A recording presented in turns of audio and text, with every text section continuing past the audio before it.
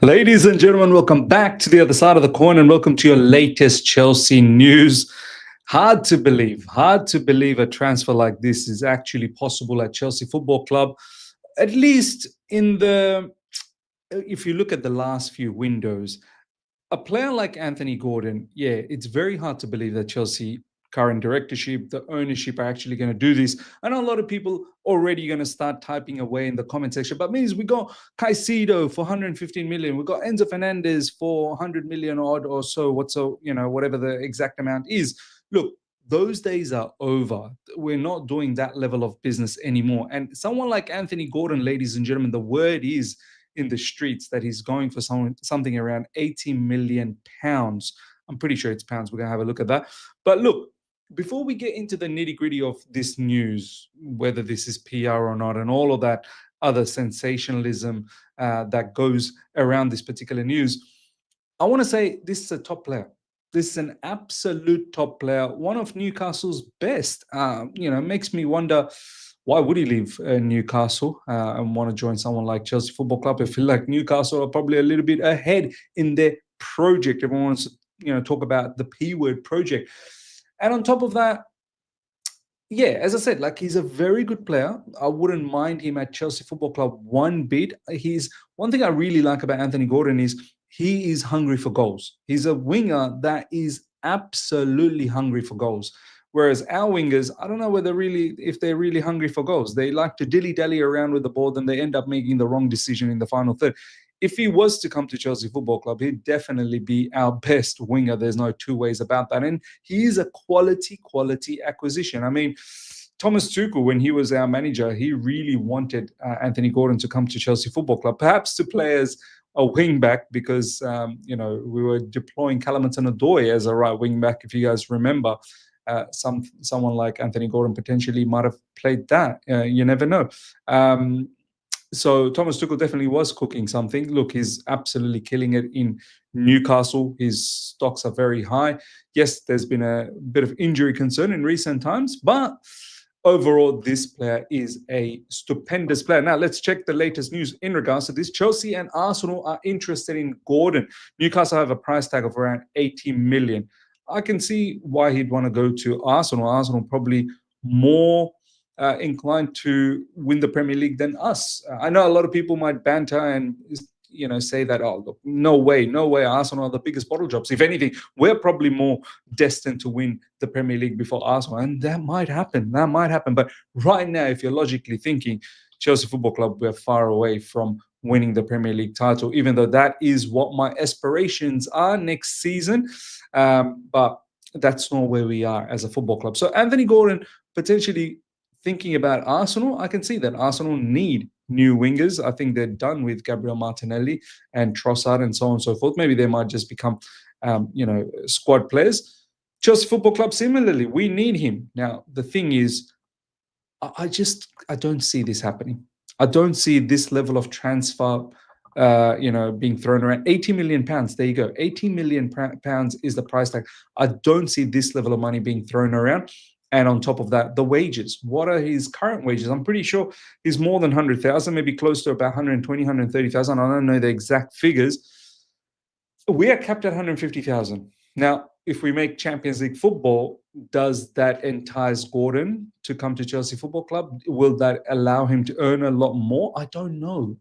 These are all ifs and buts. And we don't have Champions League football secured as yet. So, look, if we do get it secured, then maybe there's a chance. But once again, Newcastle are also in contention for getting into the Champions League. Now, they may look to sell players for PSR purpose, but we also have definite PSR issues as well. We're not going to go out there and spend 80 million, even though I do think he's probably worth it. Ladies and gentlemen, let me know your thoughts.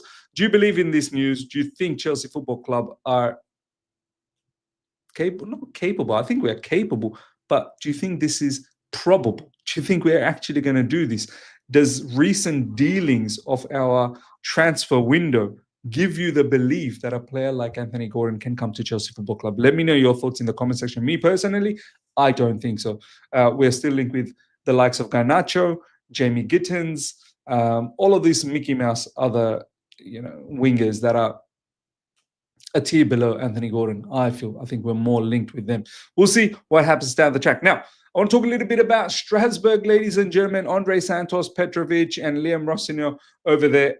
I feel sorry, man. For all the people that are unaware, Strasbourg were in line, ladies and gentlemen, for making the Champions League football.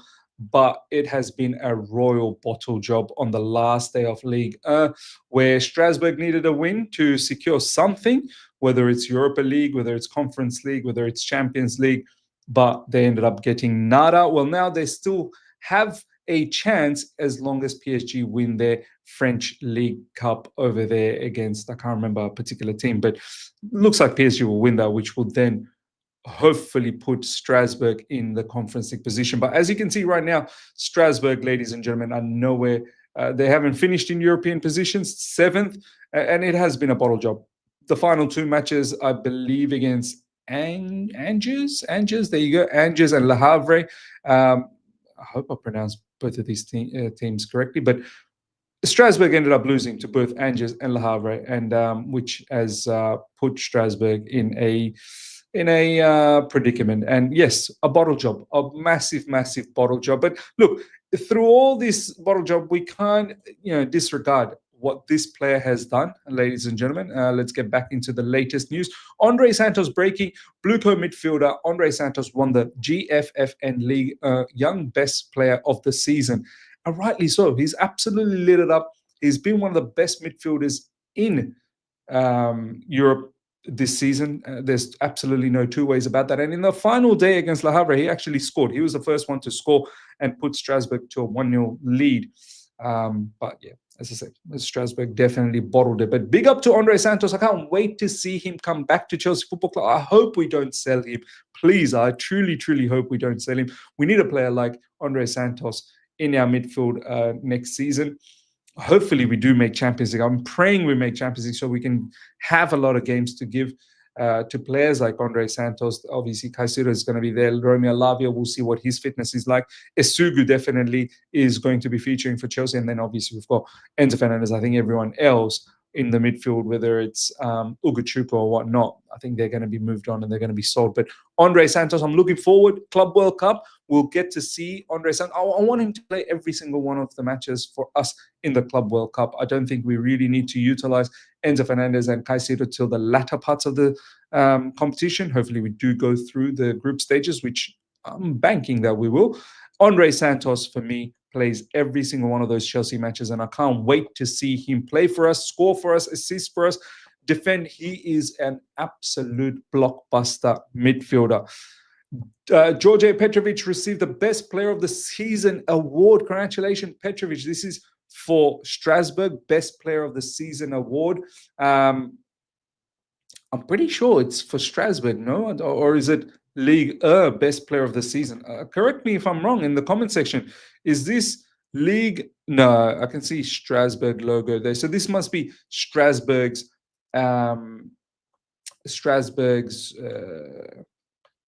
trophy. George Petrovic received the Best Player of the Season award. Congratulations, Petrovic. Yeah, 100% it would probably be.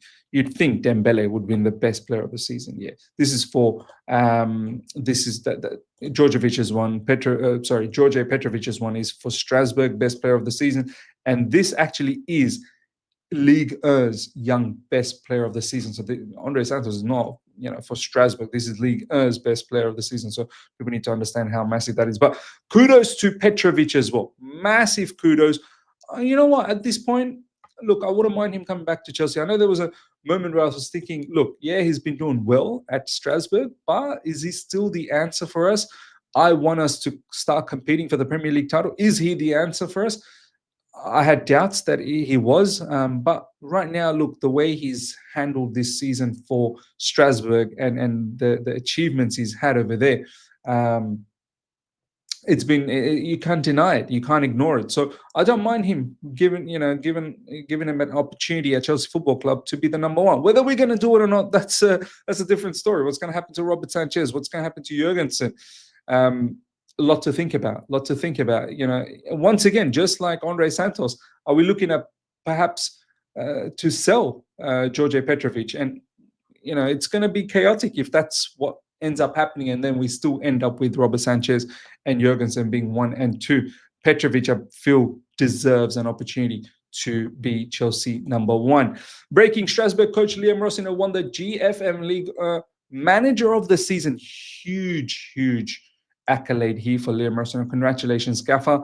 He has been a revelation from where Strasbourg were, in the table, sort of flirting around in that relegation mark, and then to catapult Strasbourg to a situation where Strasbourg could have qualified for the Champions League. That's massive. I know at the end, Strasbourg bottled it and didn't get anything. They still can get Conference League, depending on what PSG does in the French League Cup. Massive kudos to Liam Rossiner. He has done a sensational job at Strasbourg. He's changed the way Strasbourg play football, made Strasbourg a lot entertaining. Lots of young kids have developed under Rossiner. Even Diego Moreira, one of the ex-Chelsea players, young players that have made the permanent move to Strasbourg. And there are some definite talents at Strasbourg. And it's going to be interesting to see where they end up going, whether they have a Chelsea future down the line or not. And it'll be interesting to see what Liam Rossinier does. I truly hope Strasbourg do get Conference League football. I think that'll be fantastic for Strasbourg. And I want to see where Liam Rossinier can take Strasbourg. So this is a very huge accolade indeed. Stats: Andrey Santos scored 10 goals and provided 3 assists in 32 appearances for Strasbourg in the 2024-25 season. Big, massive. I mean, you'd think this will only get better and better. And I can't wait. I really cannot wait. I think, look, as much as I dislike our ownership and our directorship in the way they're operating our club, but as I've always said, in isolations, there are certain things that I do admire. Andrey Santos is one of them, and I hope he shines for Chelsea Football Club. And those numbers would be sensational for Chelsea. 10 goals from midfield, 3 assists. Why not? I'll take it every day of the week. This was the final score, ladies and gentlemen. Full-time as Le Havre scored with a last-minute penalty. It was a hard break, to be honest. I think a draw might have given Strasbourg a Europa League position, I believe. Yeah, look, 6th. No, a draw wouldn't have 58 points. It still would have been Conference League. Yeah, no, if PSG had won, then I think Strasbourg would have got bumped up to a Europa League position. I believe that might have been the case. But look, it is what it is. This is the final standings, ladies and gentlemen. Sad that Strasbourg didn't end up doing anything substantial in the last 2 matches of Liga. But at least there's some feel-good stories in regards to, more than feel-good stories in regards to Andrey Santos, Georgia Petrovic, and Liam Rossino. Ladies and gentlemen, let me know your thoughts about everything we spoke about. Smash up the like button. If you're here for the first time, subscribe, hit the bell notification to stay in touch with all my content. Tomorrow, we are back with All You Can Eat Chelsea episode, because there's a lot that's going to happen at the end of this week. Generally, we like to do the shows on Friday, 11 a.m. UK time, but we've had to bring this forward a little bit because of the chaos that's going to take place at the end of the week. So, All You Can Eat Chelsea tomorrow, live UK 11 a.m. Do look out for that. Until next time, everyone, take care. See ya. Goodbye.